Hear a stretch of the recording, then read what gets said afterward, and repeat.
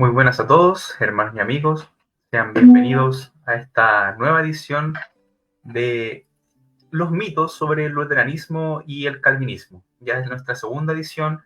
Todo partió en el cuento teológico donde vimos las cuatro solas y ya llegamos a este segundo programa de los mitos sobre el luteranismo y el calvinismo. Hemos visto si Lutero era un déspota, Lutero era un racista antijudío, hemos visto esos mitos, con respecto al luteranismo, y con respecto al calvinismo ya hemos visto si niega el libre albedrío y se hace innecesaria la evangelización. Esos son mitos los que hemos visto en el programa pasado, los invito a verlo también. Pero el día de hoy le tenemos también dos mitos cada uno, dos mitos sobre el luteranismo y dos mitos sobre el calvinismo. Pero antes de comenzar, por supuesto, quiero dar la bienvenida a nuestros exponentes. Profesor Andrés San Martín, el luterano de Wittenberg. Por favor, preséntese. Hola hermanos, hola amigos, Dios les bendiga. Gracias nuevamente a vosotros por esta amable y honorable invitación. Un gusto estar acá nuevamente y esperamos que este diálogo pueda ser de bendición y edificación para todos nosotros. Muchas gracias. Muchas gracias, profesor Andrés. Y de Wittenberg viajamos a Ginebra. Tenemos al pastor calvinista Esteban Vázquez. Por favor, pastor, preséntese. Hola, ¿cómo están? Muy buenas noches a todos nuestros hermanos de diferentes países que nos están viendo y los que van a ver esta grabación. Esperamos que esta noche sea una noche de aprendizaje, donde vamos a estar revisando otros mitos relacionados con el luteranismo y con el calvinismo. Así que espero que sea un buen apetito teológico, ¿ya? Un buen apetito teológico para todos nosotros. Gracias, doctor. Siempre se aprende en estos encuentros. Muy bien. Ahora le voy a explicar a ustedes, a los que nos están viendo, la metodología. Ya debe ser un poco conocida. El día de hoy, primero les daré los temas con respecto al calvinismo, los mitos. El primero, que va a desarticular el profesor Esteban, va a ser: los que creen en la predestinación no hacen una oferta sincera en la evangelización. Ese es el primer mito calvinista. El segundo es: los predestinados no se preocupan de hacer buenas obras. Ese es el segundo mito que el pastor, profesor Esteban, intentará desarticular. Y por la parte del profesor y pastor luterano, tenemos que Lutero, y también por supuesto el luteranismo, en sus confesiones era y es libre albedrista. Ese es el primer mito luterano. El segundo es: Lutero fue un reformador timorato, simplemente un católico maquillado. Y ese es el segundo mito que el profesor Andrés intentará también desarticular. Ahora la metodología que le prometí. La metodología será la siguiente. Primero partirá el profesor Andrés con sus 15 minutos correspondientes para desarticular el primer mito. Luego de eso pasará el profesor Esteban a hablar sobre el segundo mito, a desmentirlo, también sus 15 minutos, y luego volverá el profesor luterano y terminará el profesor calvinista. Y explicando eso, y algo que se me quedaba en el tintero, es recordarles siempre que luego de estas 2 rondas de cada uno, vendrá una ronda final, que será de preguntas y respuestas. Las preguntas las harán ustedes, el público que nos están viendo. Les pido por favor que sean preguntas que tengan que ver con los temas, que tengan que ver con los mitos, para que así el profesor Andrés y el profesor Esteban puedan contestar sus dudas y así que esto sea una retroalimentación para todos. Habiendo dicho esto, explicando la metodología y cada uno de los mitos que van a presentarse el día de hoy, le pido al profesor Andrés, por favor, que se haga presente en la pantalla y que nos desmienta, o si nos dice si es verdad, hay que ver eso todavía, este primer mito, que Lutero y el luteranismo en sus confesiones es libre albedrista. Gracias nuevamente, Marcos. Bueno, eso es una acusación que suele hacerse al luteranismo y especial, pero más en particular a Lutero, de que Lutero en sus textos y por ende en las confesiones luteranas está impregnado de libre albedrismo. Pero primero, ¿qué entendemos por libre albedrismo? En el caso, tiene implicancias, por cierto, filosóficas, teológicas, teosóficas, etcétera, pero en el caso que nos convoca ahora es obviamente a la definición más de tipo, no más de tipo, sino de tipo teológica, que en resumidas palabras, el libre albedrismo es la capacidad de acercarme o alejarme de Dios si así yo lo estimo conveniente de acuerdo a mi propia fuerza. Y que por ende tengo la libertad, literalmente, de hacerlo, sin que haya una fuerza coactiva en contra de mí, de mis acciones, o sea, algo que me obligue. Bueno, según eso, o sea, la libertad, en primer lugar, es un concepto que hay que reconocer o recordar que al siglo XVI era un concepto muy ambiguo. Las libertades, así como la entiende usted y yo, de ninguna manera estaban ni siquiera en pañales. O sea, le guste o no a nuestros hermanos, perdón, a nuestros amigos escépticos, en buena medida la libertad, en el amplio sentido del término, surgió como fruto de la Reforma. ¿Por qué? Porque hasta antes había una institución monopolizando durante más de 1300 años el mundo occidental y la fe cristiana, llamado Vaticano, y por lo tanto no había más libertad, o sea, no había libertad más allá de la que el Vaticano quería darte o no dejarte dar.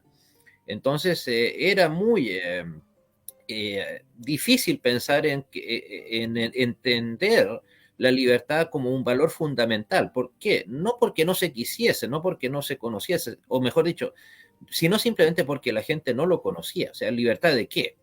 Si yo no tuve derecho a elegir a mi rey, no tuve derecho a elegir a mi conde, mucho menos a mi Santa Madre Iglesia.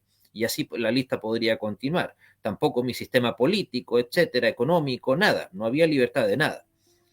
Entonces, este movimiento disruptivo llamado Reforma, en cualquiera de sus expresiones, puso en la palestra la idea de que ahora habían más de una manera más de una manera de ver el mundo, más de una cosmovisión. Y que la diferencia es que esta nueva cosmovisión que aparecía, en el fondo no era nueva, sino que simplemente era volver a las raíces bíblicas. Pero para no pecar de falsa originalidad respecto del libre albedrismo en los textos de Lutero, o mejor dicho, en los textos en general. En lo pertinente a la salvación o condenación, el hombre no posee un libre albedrío, sino que es cautivo, un sometido y siervo, ya sea de la voluntad de Dios o de la voluntad de Satanás. Continuando, otras palabras bastante interesantes. ¿No? También, antes bien, la cuestión es esa.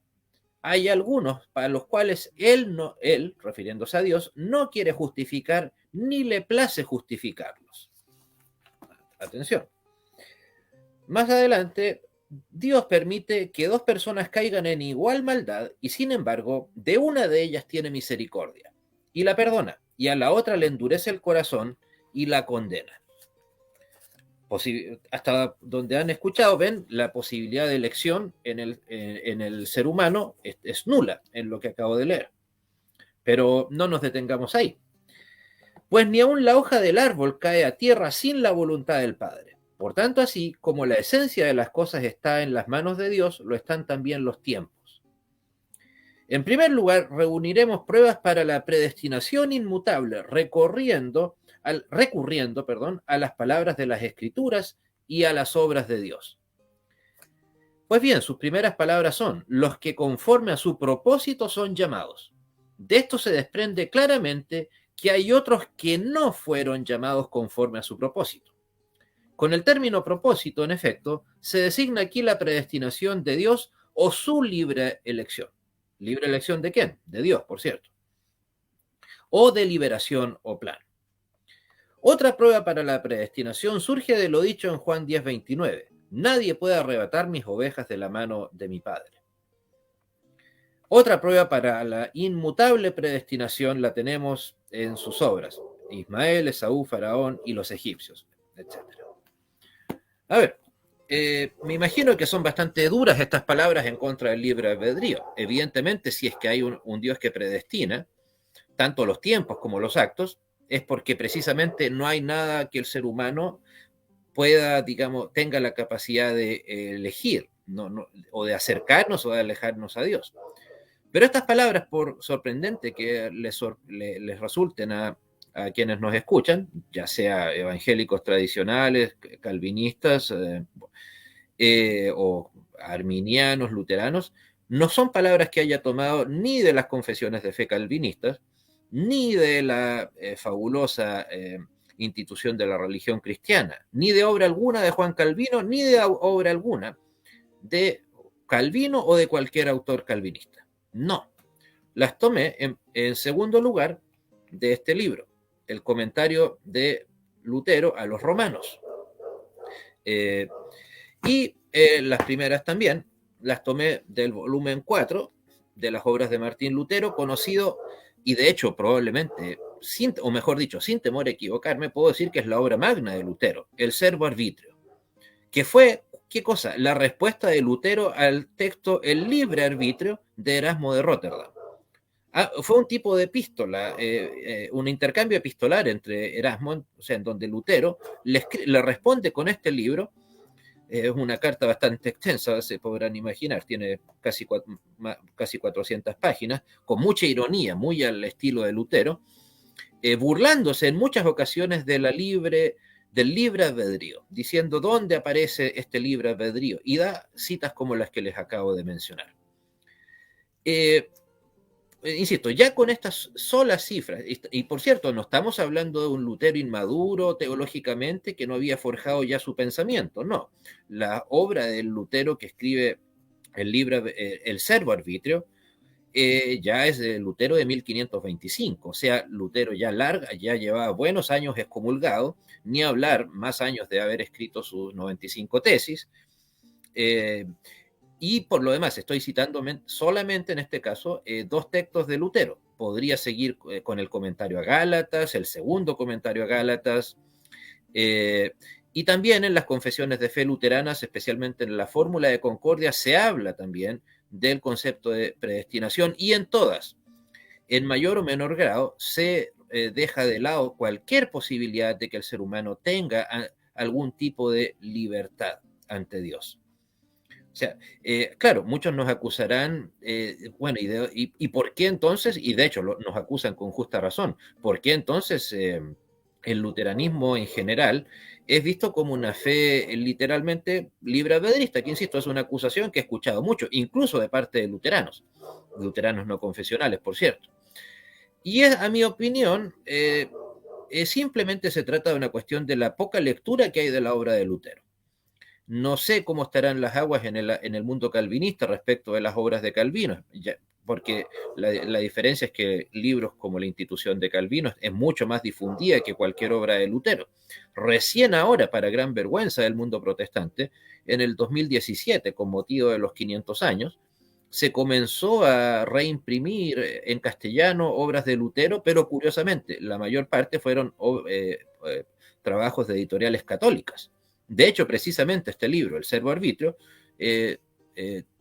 lo volvió a reeditar en una nueva traducción directa del latín, la editorial española y de alto nivel, probablemente la editorial de mejor nivel en castellano, llamada Editorial Trota, que imprime los más grandes filósofos, los más grandes teólogos, etc. Y de hecho ya tiene 3 tomos con obras de Lutero. Por lo tanto, en realidad, creo que estas opiniones, o más bien acusaciones, uno es porque en buena medida el mundo protestante latinoamericano es libre-albedrista. Y por lo tanto, tratar de, comillas, echarse en contra al reformador, al padre de la iglesia protestante, claro, es un disparo a los pies bastante duro, ¿no?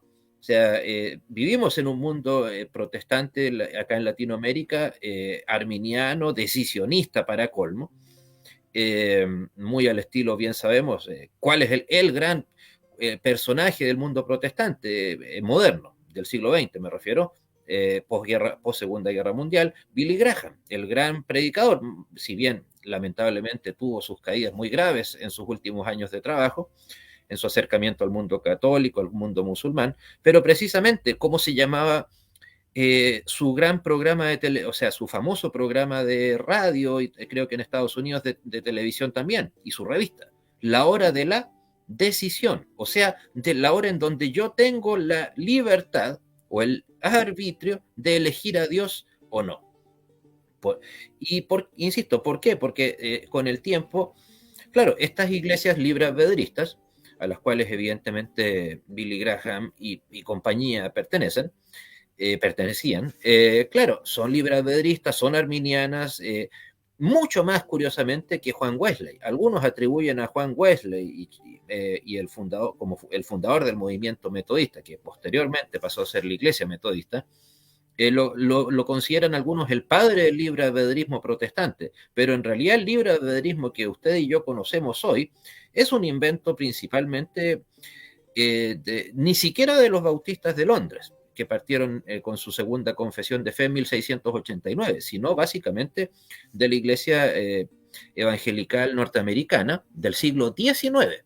O sea, hasta antes de eso, insisto, el concepto de decisión, yo decido, yo me acerco a Dios, el famoso corito, he decidido seguir a Cristo, no vuelvo atrás, no vuelvo atrás. No eran parte de la dialéctica protestante. Las discusiones en torno a las diferencias doctrinales entre el luteranismo y las demás iglesias, en este caso calvinistas, se daban por el tema de la Eucaristía, de la unión sacramental, del modo del bautismo, del significado del bautismo, los sacramentos, ese tipo de temas, pero no el libre albedrío. Insisto, no era un tema tan álgido como lo llegó a ser en el siglo XX, pero insisto, a mi opinión, esto surge principalmente, uno, por el desconocimiento de la obra textual de Lutero. Insisto, muchos de los que se dicen y salen a celebrar el 31 de octubre, probablemente jamás ni siquiera han leído las 95 tesis, cosa que lamentablemente a veces queda bastante patente cuando se les entrevista en la televisión a muchas de estas personas. Y por lo tanto se desconoce el verdadero pensamiento de Lutero, y no solamente en este aspecto, sino en cualquiera. Incluso reconozco que este libro lo tengo hace ya unos casi 20 años, y cuando le hice las lecturas de esta persona a alguien de una iglesia arminiana, la verdad que para gran sorpresa de él, y con mucho, casi dolor, incluso decía, caramba, este Lutero que parece un calvinista, me dijo. Palabras de él, no mías, por cierto. Pero insisto, ¿por qué? Porque se cree básicamente que el concepto de negación del libre albedrío es algo que surgió precisamente en Ginebra con Calvino y sus herederos, cosa que de ninguna manera tiene lugar así. Ahora bien, subyace la pregunta, ¿qué hizo que en el luteranismo el libre albedrío se acaparara, tal vez no abiertamente, pero acaparara buena parte de nuestra teología? Eso tiene nombre y apellido, y se llama Philippe Melanchthon, que si bien fue quien redactó la Confesión de Augsburgo y la apología de la Confesión de Augsburgo, o sea, las primeras 2 de nuestras confesiones de fe, digamos que ese es lo poco rescatable que tenemos de Melanchthon. De ahí en adelante, como lo he mencionado tal vez en charlas anteriores, podríamos decir que Melanchthon esperó que Lutero muriera para acaparar un protagonismo en el luteranismo que nunca tuvo. Y lamentablemente dejó fuera a los otros grandes dogmáticos, especialmente Martin Chemnitz, que seguían en efecto el llamado movimiento necio-luterano o los verdaderos luteranos. En cambio, lo que acaparó el pensamiento luterano en este caso fue los llamados filipistas. ¿Por qué? Por seguir a Philippe Melanchthon. Y Philippe Melanchthon era, si bien no había acuñado el concepto del libre albedrío, o al menos explícitamente, pero sí, él no creía en la predestinación y la verdad que ponía en duda bastantes de los dogmas que fueron reflotados por la Reforma. Como también lo he mencionado, creo, en ocasiones anteriores, Melanchthon en realidad tal vez se debería haber dedicado a la diplomacia, no al dogma, no a la teología, porque en efecto él era más de precisamente eso, de ser diplomático, tratar de quedar bien con todo el mundo. Pero como lo ha quedado claro solamente con estas breves lecturas que he hecho de Lutero, que con toda seguridad si a mí me las hubiesen pasado antes de ser estudiante de teología y las hubiera leído y me hubieran dicho ¿quién escribió esto? Con toda seguridad yo les habría respondido ingenuamente, esto lo escribió Calvino. ¿Quién más? Incluso si se trata de porcentajes, el mismo Lutero escribió más en contra del libre albedrío, más en favor de la predestinación, que el mismo Calvino. Calvino creo que solo escribió un tratado de mediana extensión sobre la predestinación y en contra del libre albedrío. En cambio, este libro de Lutero, a este me refiero, el Servo Arbitrio, es un libro, como les digo, de cerca de 300 páginas. Entonces, incluso en porcentaje, de principio a fin del Lutero ya excomulgado en adelante, la obra de Lutero no tiene nada de libre albedrista, por mucho que nuestros amigos arminianos, principalmente iglesias bautistas, pentecostales, caracterizadas por su arminianismo, su decisionismo, nos traten de hacer creer. Pero en resumen, no, Lutero era predestinacionista, negaba rotundamente el libre albedrío. Y para él incluso, parafraseando un poco sus palabras, darle libre albedrío o reconocer libre albedrío al ser humano era básicamente atacar la soberanía de Dios. Muchas gracias.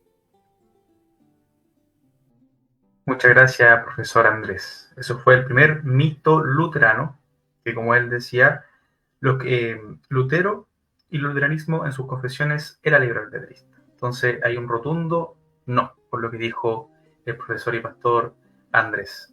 Ahora vamos con el primer mito calvinista, que se los digo, su nombre o el título de este mito es: los que creen en la predestinación no hacen una oferta sincera en la evangelización.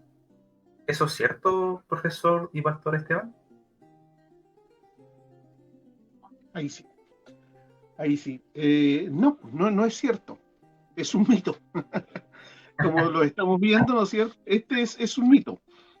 Ya, los que creen en la predestinación no hacen una oferta sincera en la evangelización. Es un mito. Primero vamos a partir por una lógica nomás. Nosotros creemos en la predestinación. Los calvinistas, los luteranos también creen en la predestinación. ¿Tenemos alguna diferencia con respecto a cómo se establece la predestinación en el libro Concordia y cómo se establece en los escritos calvinistas? Pero creemos que hay una elección. Y si bien creemos que hay una elección, una predestinación de Dios, nosotros no sabemos quién es predestinado. Nadie puede osar tener una especie de revelación especial donde pudiera conocer si la persona es predestinada o no. No hay un aura de un color determinado que defina al predestinado. No hay un sello en la frente que el pastor espiritual pueda ver y detectar que es predestinado. No. Por lo tanto, nuestra predicación del Evangelio es sincera. Y el llamado a la conversión es sincero. El llamado a la fe es sincero. El llamado al arrepentimiento es sincero. Y se caracteriza, por ejemplo, el trabajo misionero de Juan Calvino, y de los calvinistas fue tremendo.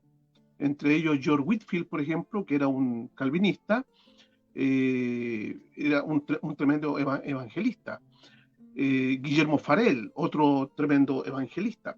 Juan Calvino, con sus cartas, que fue enviado a gran parte del mundo, también su preocupación de evangelizar. Fue un asiduo predicador del evangelio, Juan Calvino, porque los protestantes calvinistas, si bien creemos que Dios elige los que van a ser salvados, no sabemos quiénes son.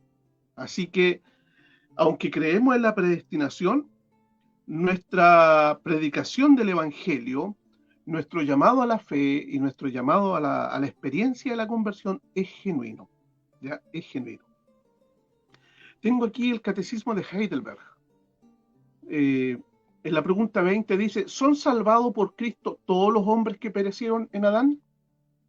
No todos, sino solo aquellos que por la verdadera fe son incorporados en él y aceptan sus beneficios. Entonces, no creemos que todos los hombres del mundo sean salvados, no somos universalistas. Creemos que solo los que son incorporados a Cristo por la fe verdadera son salvados. Ahora, ¿cómo son incorporados a la fe? Por la predicación del Evangelio. La Biblia es el medio de gracia con el cual el Señor provoca la conversión en los predestinados. Y tiene que haber predicación del Evangelio. Voy a leer también los cánones de Dordrecht, tal vez el mejor documento donde se exponen los conocidos 5 puntos del calvinismo. En el capítulo número 2, sí, creo que es el número 2, el capítulo número 1 de la doctrina de la elección divina y la reprobación. En el artículo 1 se señala que todos han pecado y merecen la muerte eterna. Por lo tanto, si Dios condenara a todos, sería sencillamente un Dios justo, si a todos los dejara perdidos, condenados en el infierno. Pero Dios ha mostrado su amor, lo trata el artículo 2 del capítulo 1 de los cánones de Dort. Y el artículo 3 trata sobre la predicación del Evangelio. Dice: a fin de que los hombres sean traídos a la fe, Dios, en su misericordia, envía mensajeros de esta buena nueva a quien le place y cuando le place, por cuyo ministerio los hombres son llamados al arrepentimiento y a la fe en el Cristo crucificado. ¿Cómo pues invocarán a aquel en el cual no han creído? ¿Cómo creerán en aquel de quien no han oído? ¿Y cómo oirán sin haber quien les predique? ¿Y cómo predicarán si no fueran enviados? Romanos 10, versículos 14 y 15. La predicación del Evangelio es la red con la que el Espíritu Santo toma a los elegidos. Está el caso de Lidia, las mujeres que se encuentran a orilla del río, en un lugar donde se hace oración, allá en Filipos, y el apóstol Pablo le predica a esas mujeres y lanza la red del mensaje del Evangelio, seguramente con el llamado a la conversión, el llamado a la fe, y el Espíritu Santo abre el corazón de Lidia para que esté atenta a lo que Pablo está diciendo, y se convirtió porque el Espíritu Santo abrió el corazón de Lidia, y las otras mujeres no se convirtieron porque el Espíritu Santo no abrió el corazón de las otras mujeres. Y ahí hay una elección soberana de Dios. Pero esa elección soberana de Dios requirió la predicación del Evangelio. Y el apóstol Pablo no sabe quién de esas mujeres se va a convertir. Les predica a todas, esperando que el Señor se encargue de dar eficacia a la predicación. Así que no es verdad cuando se sostiene que el calvinismo, por su doctrina de la predestinación, no hace una oferta sincera en la evangelización. Hacemos una oferta sincera en la evangelización porque no sabemos quiénes son los elegidos. Por lo tanto, predicamos a todos, como si todos pudieran acceder a la salvación. Predicamos con ganas y con fuerza, tratamos de persuadir a todos, confiando en que el Señor hará de ese trabajo, del sermón, de la explicación del Evangelio, la red con la que Él traerá a los que soberanamente Él llame. Pero nuestro trabajo es sincero y honesto. En los cánones de Dordrecht, en el capítulo 3 y 4, el artículo 6 habla de la necesidad del Evangelio. Dice, lo que ni la luz de la naturaleza ni la ley pueden hacer en este caso, Dios sí puede hacerlo mediante el poder del Espíritu Santo y la palabra o el ministerio de la reconciliación, que es el Evangelio del Mesías, mediante el cual agradó a Dios salvar a los creyentes tanto en el Antiguo como en el Nuevo Testamento. Artículo 7. ¿Por qué razón el Evangelio es enviado a unos y no a otros? Este misterio de su voluntad, que en el Antiguo Testamento Dios reveló a unos pocos, en el Nuevo Testamento lo manifestó a muchos más, habiendo removido la distinción entre pueblos. La causa de esta administración de la revelación no está en la dignidad del pueblo sobre otro, no es que un pueblo sea mejor que otro, una cultura mejor que otra, ni en el mejor uso de la luz de la naturaleza, sino en la voluntad soberana y en el amor gratuito de Dios. Por lo tanto, quienes reciben abundante gracia en contra de todo con merecimiento, deben también reconocerla con un corazón humilde y agradecido. Y con el apóstol deben adorar la severidad y la justicia de los juicios de Dios en aquellos que no la reciben, sin indagar sobre ellos con curiosidad. Artículo 8. Pero cuantos son llamados por el Evangelio, son llamados con toda seriedad, pues Dios muestra formal y verdaderamente en su palabra lo que a Él le agrada, a saber, que sin duda los llamados acudan a Él. Además, a todos los que vienen a Él y creen, les promete también la paz del alma y la vida eterna. Por lo tanto, llamamos con toda seriedad, como dice el documento de Dordrecht, de una forma formal, seria, predicamos la verdadera palabra de Dios y confiamos que el resultado, como dice el apóstol Pablo, él plantó, Apolo regó, el crecimiento lo tiene que dar Dios. Pero el trabajo es hecho con total sinceridad. También Louis Berkhof, uno de los principales teólogos holandeses que exponen la doctrina, va a hablar de que el llamamiento de Dios es un llamamiento de buena fe. Yo tengo la edición TEL de la Teología Sistemática, tal vez la primera edición que salió al español, página 551.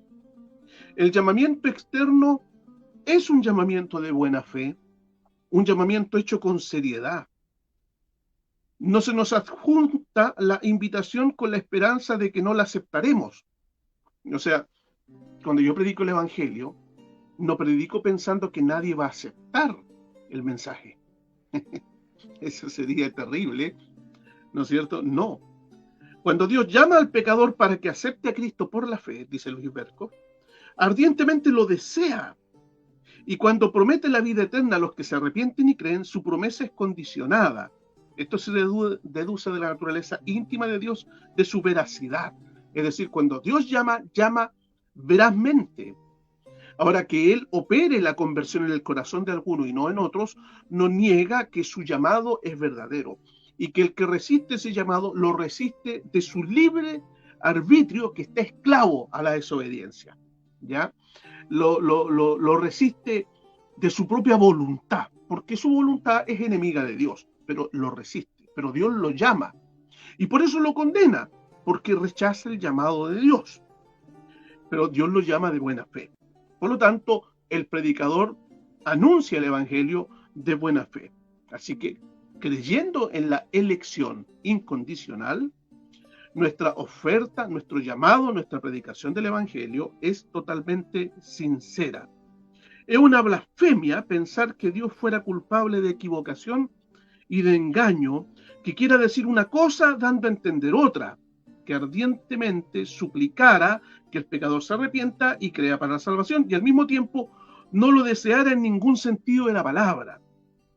El carácter de buena fe del llamamiento externo se prueba por los pasajes de la Biblia, por ejemplo, número 23, 19, el Salmo 81, versículo 13 al 16, Isaías 1, 18 al 20. Ezequiel 18, versículo 23, versículo 32, capítulo 33 de Ezequiel, versículo 11, Mateo 21, 37, segunda carta a Timoteo 2, 13, muestran que el llamamiento del Señor es un llamamiento de buena fe. Por lo tanto, es un mito cuando alguien deduce, ¿ya? Y calumnia a la teología calvinista, de que creemos que porque la elección es segura, incondicional y soberana, entonces nuestro llamado al Evangelio no es sincero. Vuelvo a repetir, no sabemos nadie de los que predicamos y enseñamos, sabemos quién va a ser salvado. Está en el misterio de la soberanía de Dios. Como no sabemos quién, llamamos a todos como si todos pudieran acceder. En una de esas, el Señor tiene a todo ese auditorio dispuesto a darle la fe. No lo sabemos. Así que los llamamos de buena fe al arrepentimiento, los llamamos a la confianza en el Señor Jesucristo a través de este llamamiento que es el llamamiento externo. Recuerden que el llamamiento tiene dos aspectos, llamamiento externo y llamamiento interno. Nosotros hacemos todo el esfuerzo que el llamamiento externo llegue a todo oído. Por lo demás, el Señor nos mandó a predicar el Evangelio a todas las etnias, en todos los pueblos, a todas las naciones, a todas las personas. Y a nosotros nos corresponde obedecer lo que el Señor dice. Nuestro llamamiento es externo. Llamamos a todos.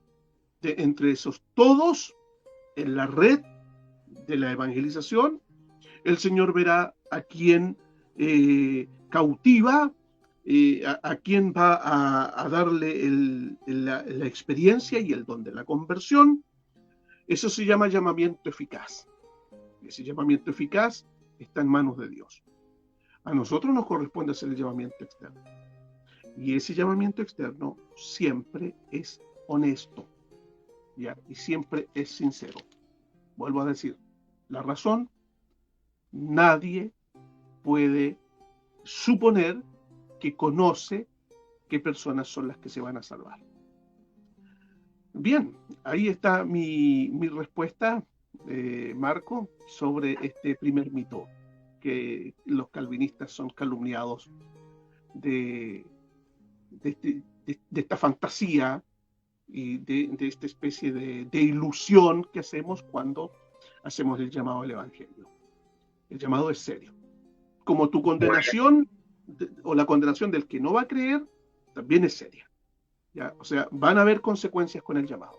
O cielo o infierno. Así que lo hacemos con seriedad. Muchas gracias, Pastor. Muy bien, entonces esta fue la primera ronda. Ya llevamos 1 y 1. Vamos a empate. Un mito calvinista, un mito luterano. El que acaba de exponer recién, el que acaba de negar recién el pastor Esteban, fue si el calvinismo cree, o los que creen en la predestinación, mejor dicho, no hacen una oferta sincera en la evangelización. Ahí también hay un rotundo no. No es así, por lo que acaba de explicar el profesor y pastor Esteban. Muy bien, entonces ahora vamos nuevamente con el profesor luterano y recordarle a todas las personas que nos están viendo dejar sus comentarios y sus preguntas, porque siempre nos ha pasado que llegando al final, cuando ya las preguntas están seleccionadas y hechas, empiezan a preguntar y muchas preguntas van quedando fuera. Y entonces, a medida que vayan escuchando del tema, por favor vayan haciendo sus preguntas para que así, como dije en un principio, esto sea una retroalimentación, para que las cosas que queden pendientes se puedan aclarar con nuestros expositores. Muy bien, profesor y pastor Andrés.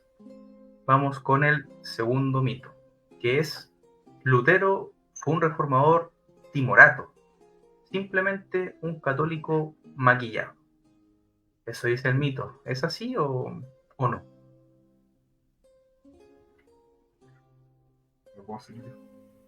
Bueno, a ver.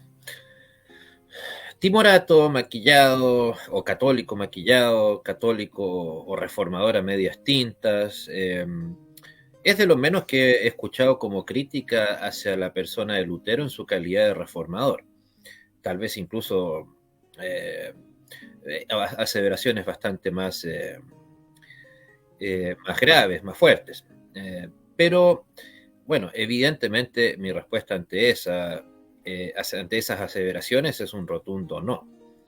En primer lugar, recordar, Lutero se enfrentó a todo el aparataje del Vaticano, a todo el aparataje político que lo respaldaba. Sacó de vuelta a la palestra del debate teológico, del estudio teológico, la Biblia. ¿Se imaginan a un sacerdote católico romano en el 1500 haciendo eso?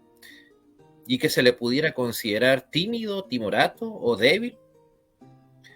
A mí, eso puede tener muchas explicaciones de por qué existe esa imagen, y tal vez es más por un anticatolicismo que por un verdadero conocimiento de la vida y obra del reformador. Yo también sé que no pocos calvinistas sufren ese mismo ataque respecto de Calvino.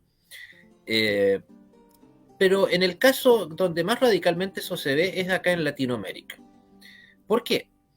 Tal vez incluso sociológicamente hablando es un tanto entendible que la gente suela creer así de manera tan fácil aquella acusación. Porque después de todo, ¿cómo se forjó el mundo protestante acá en Latinoamérica?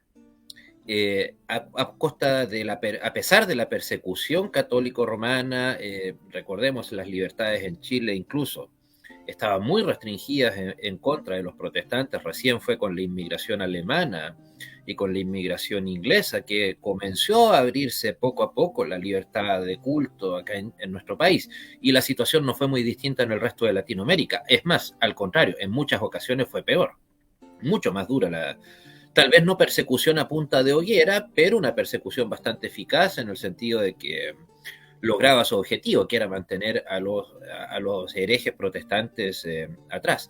Entonces, de una u otra manera, casi en el ADN del protestante latinoamericano, está por sobre todo el anticatolicismo. Entonces, cualquier cosa que tenga hedor a Vaticano, necesariamente lo van a considerar malo. Por ejemplo, al nivel de exageraciones absurdas, como alguna vez alguien vio que estaba preparando la liturgia para un culto y me dijo, pero ¿cómo van a leer esa cosa católica? ¿Cuál cosa católica? El credo apostólico. Ni siquiera, imagínense si hubiera hecho leer el credo niceno. No, pero eso es de los católicos, lo dicen en las misas. Es más, probablemente todos los que nos están escuchando aquí y nuestro hermano también han escuchado ese comentario. ¿Cómo van a hacer algo que se hace en una misa católica? O si conocieran un poco de las iglesias luteranas en Europa, dirían, o la misma acusación también pasa con los anglicanos. Pero estos son católicos, son anglo-católicos, son católicos, pero simplemente que en vez de tener sede en el Vaticano, tienen sede en Londres y nada más. Siendo que precisamente las confesiones de fe anglicanas, los 39 artículos, son marcadamente calvinistas. Pero, cierre de paréntesis, pero por sobre todo creo que pasa por eso, porque la gente, insisto, espera en Latinoamérica un mundo protestante que sea eminentemente anticatólico, por una cuestión en donde lamentablemente la identidad del protestantismo se ha forjado no en base a lo que somos o a lo que son, sino en base a lo que no son. ¿Y qué cosa es lo que no somos? Católicos romanos. Entonces, mientras más nos alejemos del Vaticano, en comillas, entonces más protestantes y más bíblico-céntricos vamos a ser. Cosa que, insisto, la identidad como iglesia, como persona, usted mismo, no sé, por ejemplo, nuestro pastor aquí, ¿él quién es? ¿El pastor Vázquez? ¿O es el pastor no Andrés San Martín? Evidentemente es el pastor Vázquez. No necesita compararse con un externo a él para saber quién es, para saber qué es lo que hace, lo que piensa, lo que cree. Su servidor obviamente también, y cualquiera de los que nos están escuchando ahora de igual manera. Entonces, el consejo que suelo darle muchas veces a tanto hermanos luteranos como de otras iglesias es: lo que pase fuera de nuestros templos, bueno, problema de ellos. Asunto de ellos, ¿no? Nosotros no tenemos por qué hacernos cargo de lo bueno o de lo malo que suceda en las misas del Vaticano. Y claro, hay doctrinas que en algunos casos pueden parecer un retoque ante el Vaticano, pero insisto, pensemos en el caso de Lutero. ¿creen ustedes que negar la transubstanciación, es más, ni siquiera eso, negar los 7 sacramentos, como lo hizo Lutero en el libro, en su fabulosa obra, el cautiverio babilónico de la Iglesia? Imagínense, tilda de babilónica a la Iglesia Católica Apostólica Romana. Entonces, eso de tímido, de retocar simplemente el Vaticano. O sea, ¿se imaginan a un católico devoto aceptando que solamente existen 2 y no 7 sacramentos? Eso, habiendo un buen inquisidor, eso es sinónimo de excomunión en su momento de hoguera. No era un tema, digamos, a discutir. El Vaticano, al menos en el papel, no permite segundas opiniones, no permite matices. Por lo tanto, ya cualquier alejamiento, por minúsculo que este parezca, de la doctrina de la Santa Madre Iglesia, ya de por sí nos convierte de inmediato desde 1965, recién, imagínense, o sea, ya con Lutero 400 años muerto, recién nos convertimos en hermanos separados, y antes éramos herejes. O sea, y si hubiera sido solamente un retoque del Vaticano, ¿por qué entonces Lutero fue excomulgado el 2 de enero de 1521?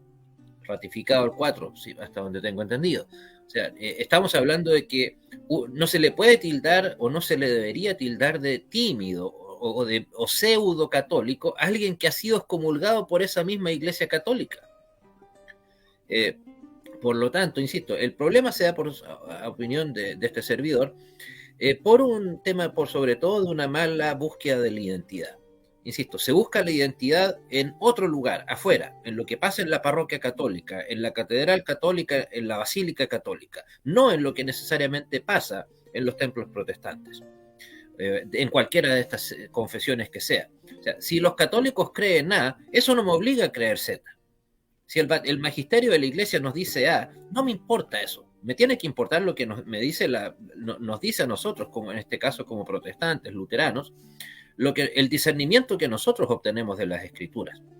Por lo tanto, malamente se podría considerar, insisto, a un hereje declarado por parte de la Iglesia Católica Romana. Segundo, que se alejó diametralmente del grueso de las doctrinas católicas. Simplemente en algunos aspectos sigue siendo pareciendo una misa católica, pero solo como un dato, el culto luterano más tradicional, el que se conoce en las iglesias alemanas, es más antiguo que la misa católica. La misa católica es recién del Concilio Vaticano I de 1891. Mientras que el culto luterano, o de la Iglesia de la Unión Prusiana en su momento, tiene por lo menos unos 50 años antes. O el culto pietista también es anterior al Vaticano. O sea, también se me viene a la mente la primera vez que dirigí un culto luterano y utilicé mi túnica pastoral, el talar. Y recuerdo que mi amada madre, que pertenece a una iglesia evangélica, dijo: ay, ¿quién lo diría? Mi hijo vestido de cura. Bueno, eso grafica bastante, te amo mucho, mamá, por cierto, grafica bastante esa manera equivocada de pensar. Ver, insisto, porque algo se parece remotamente a algo que podemos ver en una parroquia católica, necesariamente nos convierte en católicos romanos. Insisto, no me ofende como luterano que un católico me tilde de hereje. Al contrario, me alegraría mucho, incluso más. Me preocuparía que un católico romano me considere su hermano en Cristo. Lo vería como un signo preocupante. Pero basta con leer el libro de Concordia, las obras de Lutero, especialmente las obras de Lutero. Insisto, solamente si nos quedamos con ese texto, la cautividad babilónica de la Iglesia. ¿Se imaginan? El último personaje famoso, conocido, ¿verdad? Que por cierto, el hecho de que se haya ido del Vaticano no lo convierte en un hombre de sana doctrina, ni mucho menos en un creyente de verdad. Me refiero a Hans Küng, primero gran amigo de Joseph Ratzinger, posteriormente conocido como Benedicto XVI. Fue excomulgado, no fue excomulgado, se le quitó la cátedra católica, que es una manera sutil de decir que fue excomulgado, por cierto, por el mismo Ratzinger, por solamente negar la infalibilidad papal, siendo que la infalibilidad papal, nuevamente, es una doctrina herética del Vaticano que tiene menos de 150 años. O sea, solamente por esa doctrina. Claro, Hans Küng, por cierto, ese teólogo suizo, posteriormente cayó en herejías mucho peores. Tal vez lo del negar la infalibilidad papal es algo, tal vez casi un detalle dentro de su herética teología. Pero curiosamente muchos protestantes que conocen de su obra lo admiran grandemente. ¿Pero por qué? Porque lo echaron del Vaticano. No les importa si es que este heresiarca no creía en la resurrección corporal de Cristo, dudaba de la existencia de un Dios trascendente, todas las herejías que se hablan de la teología europea en general. Pero ¿por qué es admirado por muchos protestantes? ¿Por qué? Porque el solo hecho de que en buen castellano lo sacaron del Vaticano a patadas. La diferencia es que Hans Küng no arriesgaba en la hoguera. Hans Küng no tradujo la Biblia y así podría continuar. O acá en Latinoamérica, el otro hereje, uno de los principales impulsores de la herética teología de la liberación, marxismo bautizado, como le decimos algunos. Leonardo Boff también. El hecho de que haya salido del Vaticano de manera oficial no lo convierte en un hombre de sana doctrina ni nada parecido. Por lo tanto, insisto, acusar a Lutero de ser un reformador a medias tintas, principalmente eso apunta a qué? El hecho de que él mantuvo, creyó o enseñó la unión sacramental. E incluso en algunos de sus textos podría parecer que es más cercano a la transustanciación católica, en algunos textos, por cierto. De hecho, Lutero, más que hablar de consustanciación, él siempre hablaba del sacramento, del cuerpo y de la sangre de Cristo, y de la presencia real. Pero aún así, negar la validez de ese sacramento, como lo hizo respecto de cómo lo ejercía el Vaticano, es evidentemente por sí solo un motivo de excomunión. Y a buena hora, por cierto. A buena hora que nos excomulguen por decir la verdad. Y ni hablar el gran corolario de la obra del Reformador, la traducción de la Biblia. Como lo he mencionado en otras ocasiones, sé que es una opinión polémica que no todos comparten conmigo, pero el verdadero punto de no retorno definitivo, final, entre Lutero y el Vaticano fue precisamente la traducción de la Biblia. Lutero trajo de vuelta la Biblia al cristianismo, al debate teológico. Como lo hemos dicho, tenemos evidentemente diferencias con el mundo calvinista, con el mundo arminiano, bautista, etc. Pero esas discusiones se dan por la interpretación de la Biblia, de la palabra, no por negar la validez de ella o porque consideremos que la tradición sea más importante o el magisterio sea más importante que la palabra misma. Entonces, pensar que fue timorato, la obra de alguien que literalmente tuvo que perseguir, tuvo que, digamos, estar escapando de la hoguera toda su vida. Literalmente es una exageración. Si es que acaso en muchos casos, yo no creo que haya ignorancia en esa afirmación.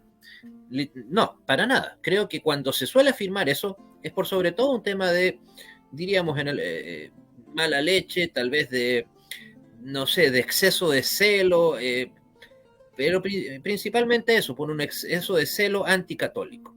Insisto, es parcialmente entendible eso en el mundo latinoamericano, con todos los sufrimientos que tuvieron que vivir nuestros antepasados en la fe acá en nuestro continente, en Latinoamérica, obviamente, ni hablar de España. Pero eso no justifica tildar al reformador de ser timorato, de ser un reformador, como lo decíamos, el encabezado, un católico maquillado. O sea, que no hay nada en lo que podría considerarse que la obra del reformador es solo un maquillaje del magisterio de la Iglesia. ¿Cierto? Cualquiera de las doctrinas que diferencian a Lutero del Vaticano, por sí solas le eran válidas de ganarse la hoguera. No estamos hablando, por lo tanto, de asuntos menores, de temas de simple contingencia. Pero, claro, es cierto, la liturgia católica se asemeja en algunos en su orden, en el hecho de que hay una confesión abierta de pecados, absolución, el credo, etc. Eso no quiere decir que el contenido de nuestra liturgia tenga el mismo estilo, o sea, tiene un aparente parecido en su estilo, pero no en su profundidad.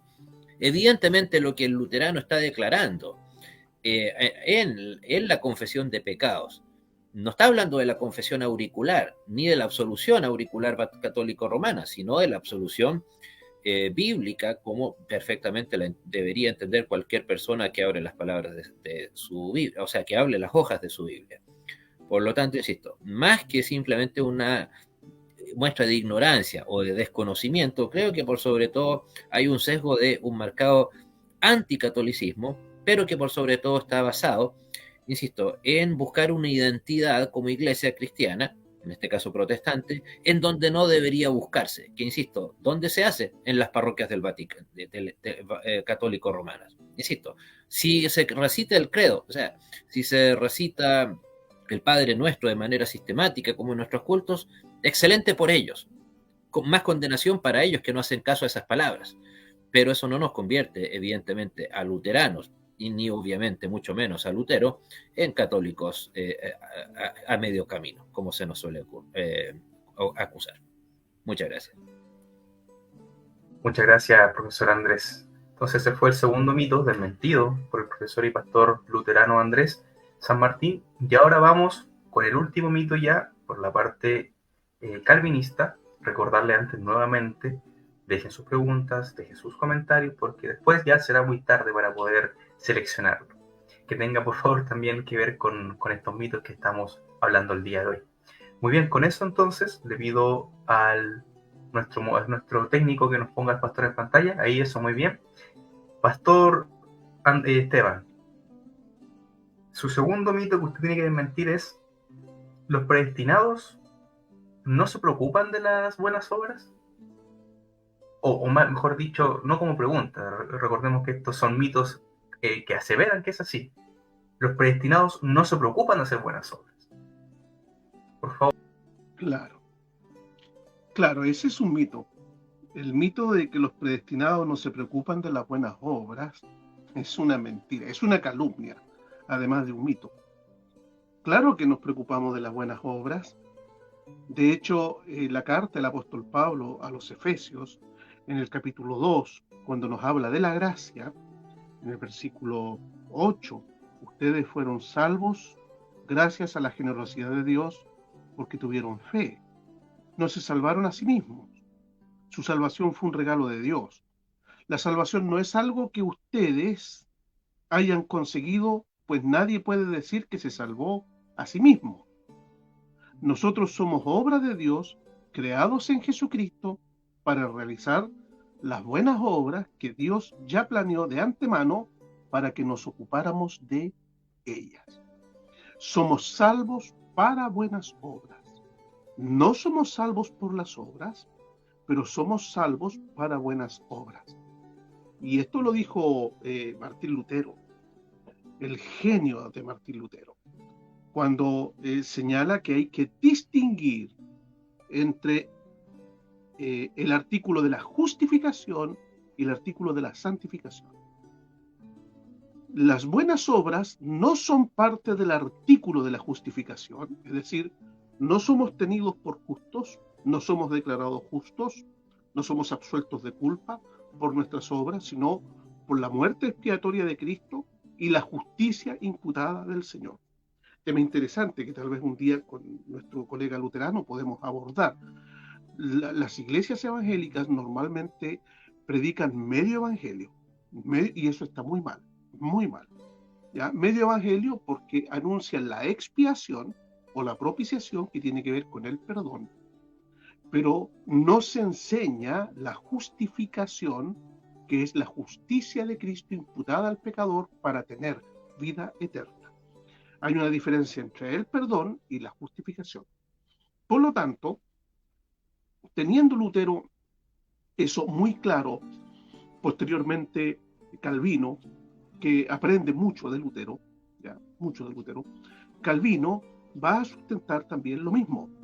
No se debe confundir la justificación con la santificación. Las buenas obras pertenecen al artículo de la santificación, no pertenecen al artículo de la justificación. Así que no negamos las buenas obras para nada, aunque creamos la predestinación, sino que ponemos las buenas obras en el lugar que le corresponde. Eso es para empezar por aclarar que las buenas obras son parte de los artículos de la fe, pero que no corresponden al artículo de la justificación. Voy nuevamente al Catecismo de Heidelberg. El Catecismo de Heidelberg, por si no saben, amigos, es un documento que se realiza por la solicitud de Federico, del príncipe del Palatinado, Federico, y frente a una contienda que existe entre luteranos y calvinistas, y tratando de unificar estos dos partidos, ya por el beneficio de la reforma, surge el documento del Catecismo de Heidelberg, que no logró la unificación, ya, no la logró porque definitivamente el documento del Catecismo de Heidelberg resultó ser más calvinista, más inclinado a la perspectiva calvinista que a la luterana, principalmente en el tema de los sacramentos, o la cena del Señor.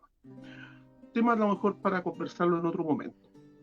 Pero el Catecismo de Heidelberg, en la pregunta 62, dice, ¿por qué no pueden justificarnos ante Dios las buenas obras, aunque solo sean parte?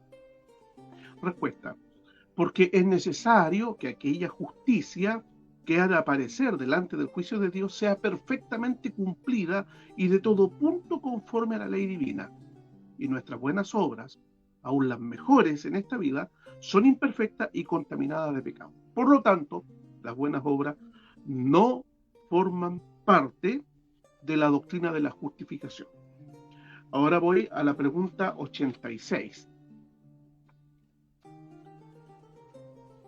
Si somos liberados por Cristo de todos nuestros pecados y miserias, sin merecimiento alguno de nuestra parte, sino solo por la misericordia de Dios, o solus gratia, ¿por qué hemos de hacer buenas obras?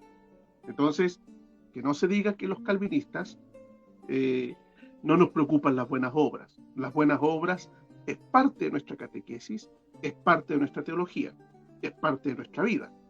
¿Ya? ¿Por qué hemos de hacer buenas obras si somos liberados por Cristo de todos nuestros pecados y miserias? Respuesta, porque después de que Cristo nos ha redimido con su sangre, ¿ya? La propiciación, la justificación, nos renueva también con su Espíritu Santo a su imagen, la nueva vida, a fin de que en toda nuestra vida nos mostremos agradecidos a Dios por tantos beneficios y que Él sea glorificado por nosotros. Además de esto, para que cada uno de nosotros sea asegurado de su fe por los frutos, y finalmente para que también por la piedad e integridad de nuestra vida ganemos a nuestro prójimo para Cristo. Aquí está muy bien explicado en la pregunta 86 la doctrina de las buenas obras que enseñamos los que creemos en la predestinación y en la elección incondicional y en la gracia soberana de Dios. Bueno, partimos diciendo que las buenas obras son fruto de la renovación del Espíritu cuando nos retorna a la imagen de Cristo. En la regeneración, Dios va a cambiar nuestro corazón, ¿ya? Y esa regeneración va a dar lugar a una vida nueva. Y esa vida nueva es una vida de obediencia. El Señor vino a salvarnos del pecado. ¿Y qué es lo que es el pecado? Es la desobediencia, la transgresión a su ley. Entonces, no solo vino a perdonarnos los pecados, hermanos, el Señor vino a salvarnos del pecado. Es decir, la obra de la salvación implica que seamos retornados a la obediencia de la ley de Dios. O sea, quien diga que es salvo y quebranta y baila y salta sobre la ley de Dios, tal persona no ha sido redimido. Porque la redención involucra justificación y también implica santificación. Tiene la vida nueva que es fruto de la regeneración, la experiencia de la conversión. Entonces, el Espíritu Santo nos vuelve a la imagen de Cristo, a fin de que en toda nuestra vida, ¿ya? Por el poder de su Espíritu y por la nueva naturaleza que nos ha dado el Señor, a fin de que en toda nuestra vida nos mostremos agradecidos a Dios por tantos beneficios. Entonces, primera razón de las buenas obras. Segunda razón, ahí hay dos razones. Una, Porque hemos sido regenerados. Primera razón de por qué van a estar las buenas obras. Segunda razón, las buenas obras son fruto de nuestro agradecimiento a Dios. De hecho, el Catecismo de Heidelberg, en su estructura, ya va a abarcar, esto lo va a decir en la pregunta número 2. ¿Cuántas cosas debes saber para que gozando de esta consolación puedas vivir y morir santamente? 3. La primera, cuán grandes son mis pecados y miseria, que se conoce por medio de la ley. La segunda, de qué manera puedo ser librado de ellos, que se conoce por la doctrina del credo. Y la tercera, la gratitud que debo a Dios por su redención. Entonces, la salvación debiese tener como consecuencia una vida de gratitud que se expresa en las buenas obras. Por eso dice, a fin de que en toda nuestra vida nos mostremos agradecidos a Dios por tantos beneficios. Primera carta a los Corintios, capítulo 6, versículo 20, dice, porque habéis sido comprados por precio.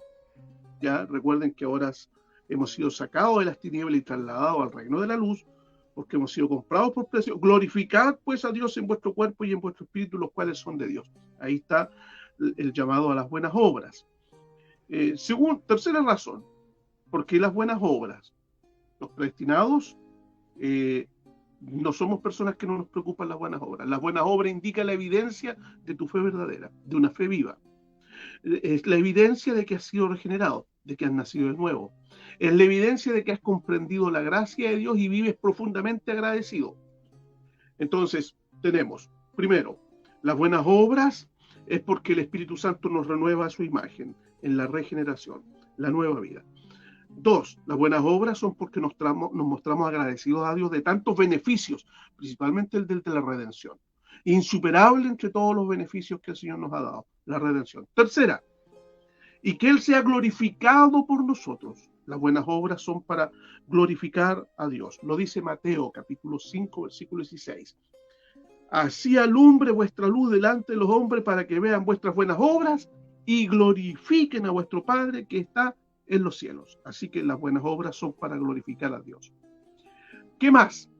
Además de esto, para que cada uno de nosotros sea asegurado de su fe por sus frutos. Todo buen árbol da buen fruto. Entonces, si soy salvado y mi naturaleza ha sido cambiada, sé que ha sido cambiada porque tiene el fruto de las buenas obras, de la obediencia a esa ley que yo antes quebranté. Ahora me sujeto a ella, amo la ley de Dios, como dice el Salmo 119. Oh, cuánto amo yo tu ley. Eso es fruto de la regeneración.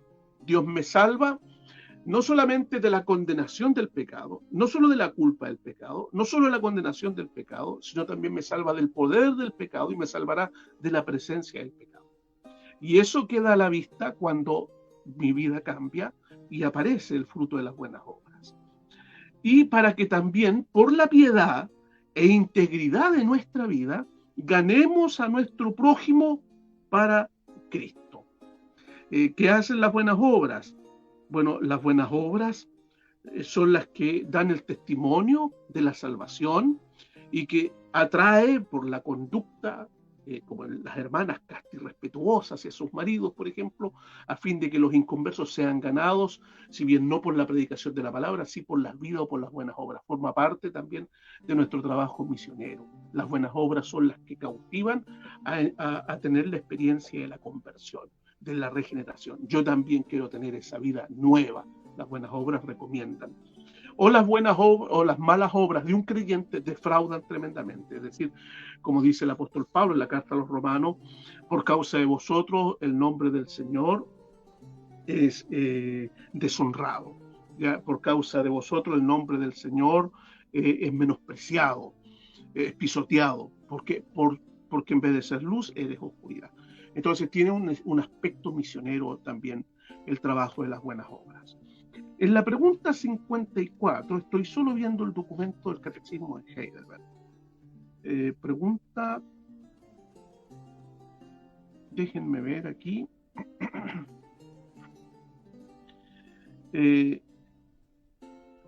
¿Cuáles son las características que debiera tener? Déjenme ver el texto, estoy buscando la lectura correcta, para que las buenas obras sean aceptables. ¿Ya? Para que las buenas obras sean aceptables deben tener tres elementos. Las buenas obras deben venir de una fe verdadera, ¿no es cierto? Deben ser de acuerdo a la ley de Dios, ya no como el catolicismo romano que inventaba obras como no comer pescado, no comer carne el día de Semana Santa y en las festividades, ¿no es cierto? Aquellas obras que demanda la Iglesia, pero que no son ordenadas por la ley de Dios. Para que una obra sea correcta debe ser de acuerdo a la ley de Dios, debe venir de la fe, ya fruto de la regeneración, y deben ser para la gloria de Dios. Eso también lo enseña nuestro catecismo de Heidelberg. Así que no es verdad, ya no es verdad que los predestinados no nos preocupamos de las buenas obras. Las buenas obras son evidencia de nuestra redención, son la evidencia de nuestra salvación, porque el Señor vino a salvarnos del pecado, es decir, vino a sacarnos de esa actitud de desobediencia para ahora, por su perdón y por su regeneración, ahora podamos vivir en obediencia a la ley y dejar de quebrantarla. Y esa vida de obediencia a la ley se expresa en buenas obras, tal como las Escrituras nos ordenan que vivamos y las hagamos. Muy bien.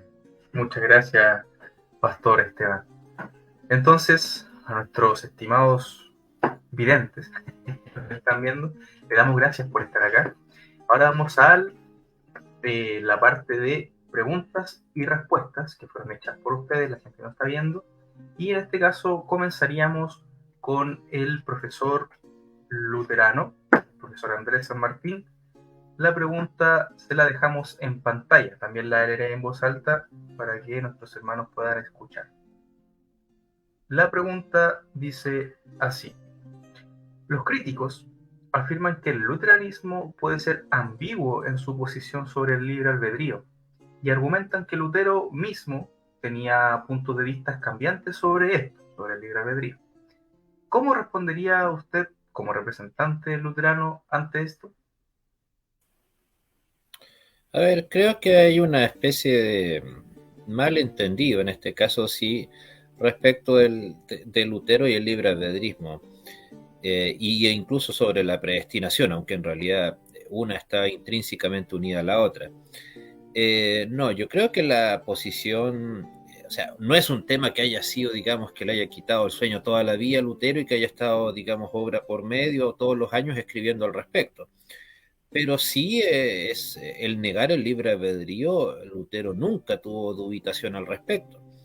El libro de, como lo decía, el libro El Servo Arbitrio, o sea, la refutación a Erasmo, eh, eh, es literalmente ya de, o sea, no literalmente, es de un Lutero ya a 5 años de haber sido excomulgado, por lo tanto no es que haya sido cuando era todavía católico haya negado el libre albedrío. Sino todo lo contrario, a medida que fue alejándose del Vaticano, fue mucho más crítico del libre albedrío. Como les digo, está aquí, está el comentario, el que les decía, está también el comentario, el primer comentario a Gálatas, el segundo comentario a Gálatas, en donde nuevamente Lutero niega el libre albedrío. En algunos textos con más fuerza, con más ímpetu que en otros, pero cambiantes, insisto, podría ser en el sentido de que lo fue aumentando, pero de ninguna manera de que en algún caso lo haya creído, que haya disminuido su ataque en contra del libre albedrismo, porque en realidad Lutero lo veía así, como un ataque a la soberanía de Dios, y ciertamente lo es. No, de ninguna manera creo yo que se podría afirmar que fue cambiante, dubitativo. Es que tal vez si vemos alguna frase de Lutero por ahí puede insinuarse en que Lutero tal vez no encuentra ese doble predestinacionismo tan duro de Calvino, pero eso no quiere decir de ninguna manera que haya sido dubitativo respecto del libre albedrío, para nada.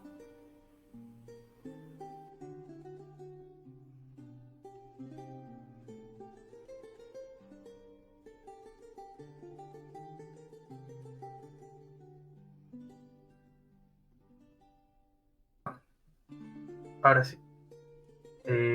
Dice, la pregunta para usted, profesor Esteban, dice, si la predestinación es una creencia central en el calvinismo, ¿cómo pueden los calvinistas comunicar eficazmente el mensaje del Evangelio sin que suene fatalista o desalentador? A ver, si la predestinación es una creencia central en el calvinismo, ¿cómo pueden los calvinistas comunicar eficazmente el mensaje del Evangelio sin que suene fatalista? Bueno, ya está respondido. Ya, ¿cómo puede un calvinista predicar entonces, ¿no es cierto?, y comunicar eficazmente el mensaje del Evangelio? Porque nosotros no sabemos quiénes son los predestinados. Como no sabemos quiénes son los predestinados, nosotros estamos llamados a lanzar en el océano de la vida, en el océano de la sociedad, lanzar la red del Evangelio, porque el Señor, igual como lo hizo con Pedro, ¿no es cierto?, en esa ocasión en que viene frustrado porque no hubo pesca, el Señor lo lleva y le dice, lanza de nuevo, y le llena la red de peces. Bueno, nosotros creemos que el Señor va a usar las redes del Evangelio porque Él se compromete a producir la conversión donde exista la predicación del Evangelio. Entonces él dice, lancen la red, el sembrador salió a sembrar, nosotros salimos a sembrar, ya a cumplir con nuestra vocación y con nuestro llamado ministerial. Ahora, el resultado de ello está en manos del Señor, así que no tenemos ninguna idea fatalista. Desalentador, a veces sí es desalentador, pero lo viven hasta los propios arminianos. Ya, todo predicador del Evangelio, cuando ve que hay un rechazo al mensaje de la obra de Cristo, del amor, eh, del amor inigualable de Dios, un rechazo y un menosprecio, claro que nos desalentamos, claro que nos sentimos, nos desanimamos. No solo le pasa a los calvinistas, le pasa a todos los predicadores de la palabra del Señor, le pasó a los profetas también, a los apóstoles, ya también les sucedió. Ese es el resultado de ver la ingratitud, ya el corazón duro del ser humano, porque nosotros, por el acto de creer en la predestinación, no se nos asegura la conversión de todo el mundo, ni tampoco se nos dice que no se va a convertir nadie. ¿Ya? Esto es cuando el Señor, imaginemos un dueño de un fondo, un dueño de una cantidad, de una tierra que le paga a un trabajador para que haga determinado trabajo. A nosotros el Señor nos llama para hacer ese trabajo y lo hacemos confiando en que si Él llama a hacer el trabajo es porque Él tiene un propósito y va a tener un resultado de ese trabajo. Así que no nos desanima de esa forma tan descorazonada, menos tener un pensamiento fatalista. Ya el Señor dará el resultado en el lugar donde estemos trabajando. No sabemos quiénes van a ser. Debemos hacer siempre bien nuestro trabajo, predicar lo mejor posible y lo más claro posible. Yo es algo que siempre me preocupo, ser lo más explícito, lo más claro y lo más contundente cada vez que anuncio el mensaje del Evangelio. En los velatorios, en los matrimonios, en la calle, entre amigos, en la catequesis o en el púlpito, con la misma fuerza, porque es poder de Dios. En el Evangelio está el poder de Dios. No puedo resistir ese poder cada vez que predico el Evangelio. Así que no soy fatalista para nada. No tiene que ver la predestinación con terminar en un fatalismo así tan perdidamente desanimante. No. Muchas gracias, Pastor Esteban. Claro, ahí está un poco, no solo un poco, sino que está vinculada directamente a la providencia divina, que usa elementos, en este caso a los predicadores, para que se cumpla el propósito de él. Muy bien. Ahora, la segunda y última pregunta al profesor y pastor luterano Andrés San Martín dice así, está en pantalla para que usted también pueda leerla. El Magnificat, un escrito que hizo Martín Lutero, fue escrito cuando Lutero era, entre comillas, 100% protestante. Y si fue así, ¿cuál sería su primera, o nuevamente, entre comillas, primera obra siendo ya reformado o protestante?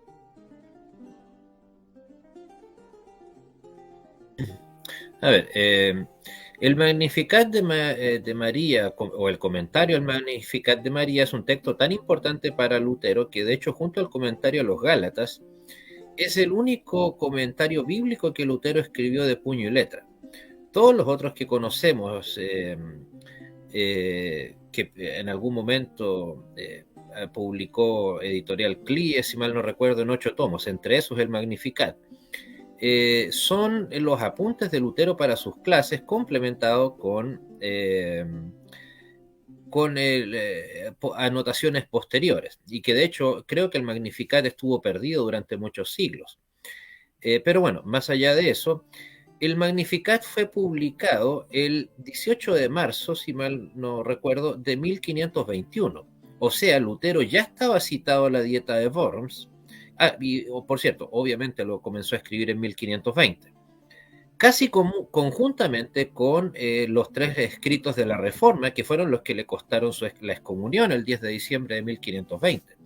Me refiero a la cautividad babilónica de la Iglesia, la libertad cristiana y a la nobleza cristiana de la nación alemana. O sea, mientras escribía estos textos, también estaba escribiendo el Magnificat de María, o el comentario al Magnificat de María. Por lo tanto, ya tenemos a un Lutero, digamos, a las puertas de la excomunión, fuera básicamente del amparo del Vaticano. Y, insisto, fue publicado literalmente un mes antes de que Lutero dijera sus gloriosas palabras en la Dieta de Worms, que terminaron con la famosa frase: mi conciencia está cautiva de la palabra de Dios. Por lo tanto, yo diría que ya el Lutero reformador ya estaba, había nacido, ya no era el Lutero que pretendía o anhelaba ingenuamente reformar o cambiar la iglesia desde adentro, sino que ya sabía que dentro del Vaticano reforma alguna no iba a suceder. Solamente sucedió, entre comillas, con la contrarreforma, o sea, el concilio de Trento, que hizo un efecto de apagar el incendio con benzina en 1545 en adelante. Pero yo diría que si tenemos que fijar una obra ya plenamente de un Lutero reformado, fuera de la iglesia, tanto en su cronología como en su tiempo, ahí yo insistiría en la cautividad babilónica de la iglesia. Otro texto que es, insisto, por su dureza, por su contenido, y porque ya es de 1520, y porque de paso le significó la excomunión, creo que no hay un texto que pueda ser más aclaratorio y definitorio respecto de lo que, como lo decía, el punto de no retorno con el Vaticano. Excelente, profesor Andrés. Y la última pregunta de la noche para el profesor Esteban. La última pregunta hacia el calvinismo, que tenga que ver con los temas que hablo hoy día. Dice la pregunta: ¿existen ejemplos históricos o contemporáneos de calvinistas que han demostrado activamente su preocupación por hacer buenas obras a pesar de su creencia en la predestinación? ¿Conoce alguno? ¿Sabe de alguno? Por ejemplo, en Ginebra, Juan Calvino pidió que las casas se les construyera un segundo piso. ¿Para qué? Para acoger a todos los que venían huyendo de la persecución católica romana por herejes, por ejemplo. ¿Ya? Se caracterizaba, el calvinismo se caracteriza, ¿ya? Déjame ver otra vez, que han demostrado activamente su preocupación por hacer buenas obras. Claro, ya. Lo que acabo de señalar, ¿no es cierto? Se tuvieron que hacer en las casas azoteas, segundos pisos, para tener una nueva pieza donde poder hospedar a los creyentes que estaban siendo perseguidos por el catolicismo romano, a los inmigrantes que venían también. ¿Ya? Eso es un ejemplo, por ejemplo, es solo un ejemplo de lo que se hizo en la ciudad de Ginebra. Bueno, las reformas sociales que se hicieron en Ginebra también. Por ejemplo, el tema de los préstamos, ya que no tuvieran un alza demasiado elevada para los pobres, que eso fuera de acuerdo al nivel de economía que poseía el que pedía el préstamo, y que el pobre sencillamente no se le cobrara un interés. Por ejemplo, otro, el cierre de las tabernas y de todas las cuestiones de mala muerte para finalizar con las obras de corrupción y de oscuridad y poner en su lugar, ¿no es cierto?, actividades recreativas que fuesen piadosas. De ahí va a venir también las líneas puritanas en el futuro, ¿no es cierto?, que van a estar muy preocupadas de las obras misioneras, ya, del hospedaje, de la mujer protestante que tenía que ser hacendosa, caritativa, una mujer, de hecho, los calvinistas y los luteranos, Martín Lutero, Catalina de Bombora, tuvo que mantener en su casa hasta 100 estudiantes vivieron en la casa de Martín Lutero, y había que alimentarlos a todos ellos. Esas eran obras extraordinarias de mujeres entregadas a la obra del Señor. ¿Ya? Las reformas posteriores que hubieron respecto a la esclavitud, originada de teólogos calvinistas, ¿ya? La lucha por un desarrollo social justo, ¿ya? La excelente explicación que hay en los catecismos respecto a los 10 mandamientos, que se hizo todo el esfuerzo para que esos 10 mandamientos influyeran la moral de la Europa reformada. ¿Ya? Todas esas son evidencias del cambio de vida que generó la reforma. ¿Ya? La educación, el que no hubieran niños que no supiesen leer, el iniciar las primeras academias, los primeros colegios, los orfanatos que fueron levantando padres de la reforma también. Recuerden que con la peste muchos niños quedaron huérfanos. Entonces, la predestinación para nada anuló el amor cristiano y el desarrollo de las buenas obras que se realizaron en diversos periodos y etapas del siglo XVI, y siglo XVII, siglo XVIII incluso. Muy bien, me acordaba cuando dijo los niños, los huérfanos, si no me equivoco, George Muller, también calvinista. Él, me acuerdo que tenía un cuidado de niños, un número gigantesco, entonces ahí también están representadas las buenas obras que son necesarias por la predestinación misma. Sí, una cosa lleva a la otra. Sí, los orfanatos, sí. Exacto. Muy bien, entonces a todos los que nos están viendo, les damos muchas gracias por estar acá. Hemos terminado con esta nueva edición, la segunda edición de estos mitos luteranos y calvinistas, ya desamarrando varios mitos ya por parte de nuestros expositores luteranos y calvinistas. Le voy a pedir al profesor Andrés que por favor se despida de las personas que nos están viendo, por favor.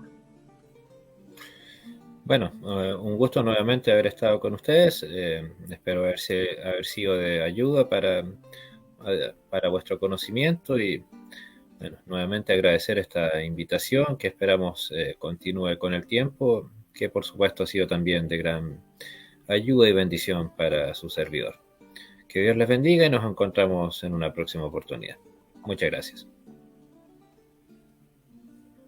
Muchas gracias, profesor Andrés. Profesor Esteban, por favor, también unas palabras a las personas que nos están viendo. Muchas gracias por estar ahí. Ya acá en Chile van a ser las 12 de la noche, medianoche. Gracias por estar ahí presente, siguiendo estos programas que han tenido una muy buena aceptación, estos diálogos, ¿no es cierto?, Wittenberg y Ginebra. Esperamos volvernos a encontrar y abordar otros mitos interesantes. Quedan algunos que hay que desarrollar y vamos a poner el mayor empeño para que resulten aleccionadores. Gracias. Muchas gracias, pastor. Muchas gracias también a ustedes, los que nos están viendo. Justamente como decía recién el profesor Esteban, ya en Chile son las 11:42 de la noche. Me imagino que en los países vecinos también es tarde, una hora más, una hora menos.